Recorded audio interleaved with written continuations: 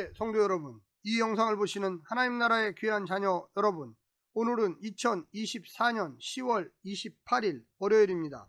오늘 매일 성경 본문에서는 유다 공동체의 생존자들이 당하는 극단적 고통이 열거됩니다. 결혼 유무에 관계없이 겁탈당하는 여성들, 노인들은 전대받고 청년과 아이들은 노예처럼 노동하며 억압당하는 현실입니다. 이 끔찍한 고통 속에서 공동체는 죄를 고백하고 여호와의 영원성과 통치를 고백하며 구원을 요청합니다.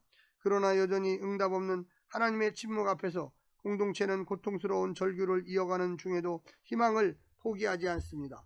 오늘 본문을 나누어 보겠습니다. 예레미야 애가 5장 11절부터 14절, 공동체의 참담하고 극단적인 현실, 15절부터 16절, 죄에 대한 고백, 17절부터 18절, 황폐해진 시온산, 19절부터 22절, 절규하며 구원을 호소, 여호와의 영원한 통치 고백, 어찌하여 우리를 버리셨나이까.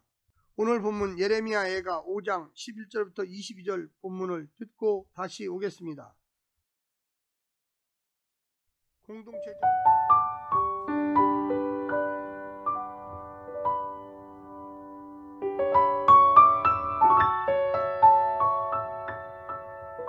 대적들이 시온에서 부녀들을, 유다 각 서금에서 처녀들을 욕보였나이다. 지도자들은 그들의 손에 매달리고 장로들의 얼굴도 존경을 받지 못하나이다. 청년들이 맷돌을 지며 아이들이 나무를 지다가 엎드러지오며 노인들은 다시 성문에 앉지 못하며 청년들은 다시 노래하지 못하나이다. 우리의 마음에는 기쁨이 그쳤고 우리의 춤은 변하여 슬픔이 되었사오며 우리의 머리에서는 면류관이 떨어졌사오니 오호라 우리의 범죄 때문이니이다. 이러므로 우리의 마음이 피곤하고 이러므로 우리 눈들이 어두우며 시온산이 황폐하여 여호가 그 안에서 노나이다. 여호와여, 주는 영원히 계시오며 주의 보좌는 대대에 이르나이다. 주께서 어찌하여 우리를 영원히 잊으시오며 우리를 이같이 오래 버리시나이까. 여호와여, 우리를 주께로 돌이키소서. 그리하시면 우리가 주께로 돌아가겠사오니 우리의 날들을 다시 새롭게 하사 옛적 같게 하옵소서. 주께서 우리를 아주 버리셨사오며 우리에게 진노하심이 참으로 크시니이다.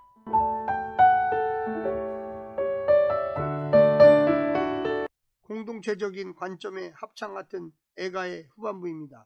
하나님은 여전히 침묵하십니다. 후반부 첫 4절을 11절부터 14절을 제외하고 우리로 대표되는 시적 화자는 하나님이 보고 듣고 기억하시는 분으로 간주하기에 죄의 고백과 황폐해진 시온에 대한 비통함을 드러냅니다. 극단적 현실로 인한 고난은 궁극적으로 극복되어야 하고 회복되어야 하기에 마지막 호소는 하나님이 우리를 돌이켜 구하시길 바라는 요청과 우리가 돌아가겠다는 맹세로 이어집니다. 그러나 하나님은 어떤 응답도 없이 침묵하십니다. 하나님의 침묵은 고통의 진실이 담긴 것으로서 시편의 탄식시와 욥의 언어 같은 문학적 줄기와 결을 드러냅니다. 그리고 이것은 이후로도 기독교 역사 전체에 걸친 하나의 경향성입니다. 왜냐하면 예수님의 부활이 있기 전 십자가의 고통과 버림받음과 죽음은 우리가 정직하게 직면해야 할 하나님의 침묵이기 때문입니다.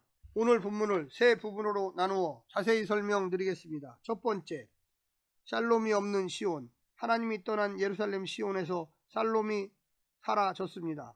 약한 자들은 물론이고 지도자들도, 어른들은 물론이고 아이들까지, 젊은이는 물론이고 노인들도 보호를 받지 못합니다. 아무도 심판 앞에서 자비를 얻지 못합니다. 짓밟히고 매달려 죽고 천대를 받습니다. 힘겨운 노동에 지치고 비틀거립니다. 어른들은 어른 노릇을 못하고 미래가 없는 젊은이들의 입에는 노래가 그쳤습니다. 우울합니다. 희망이 없습니다.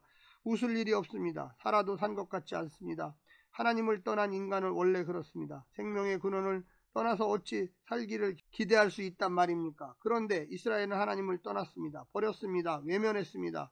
없는 존재로 만들었습니다. 이 시대 교회는 세대마다 희망을 즐겁게 노래할 수 있단 말입니까?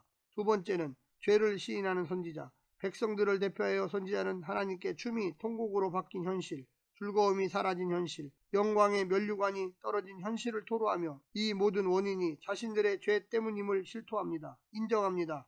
이 죄악 때문에 눈이 어두워 하나님의 은혜와 능력을 보지 못했습니다. 탐욕의 눈이 어두워 우상을 숭배했고 우상의 나라를 의지했습니다. 순례자들 가득하던 성전이 여우만 가득한 황량한 곳이 되게 한 것은 바로 이스라엘 백성 자신이었다고 고백합니다. 이것이 회개입니다. 핑계하지 않고 이유를 대지 않고 어쩔 수 없다고 말하지 않는 것, 그것이 회개입니다. 마지막 세 번째는 통치를 구하는 기도. 죄 때문에 당한 일임을 시인한다는 것은 이 모든 심판이 바벨론이 아니라 하나님이 하신 일임을 인정하는 것이기도 합니다. 그래서 변함없이 하나님의 통치를 주장할 수 있었습니다. 영원한 통치자 하나님께 돌아가는 것이 옛 영광을 회복하는 유일한 길이라고 말할 수 있습니다. 아주 버리셨냐는 질문은 절대 그럴 리 없다는 믿음에서 나온 질문입니다. 주님이 돌아오시게 하는 것이 관건입니다. 이를 위해 내가 먼저 주께 돌아가야만 하겠습니다. 사랑하는 성도 여러분, 오늘 하루도 힘내시고요. 하나님의 놀라운 축복과 은혜가 늘 함께하기를 간절히 바랍니다. 샬롬.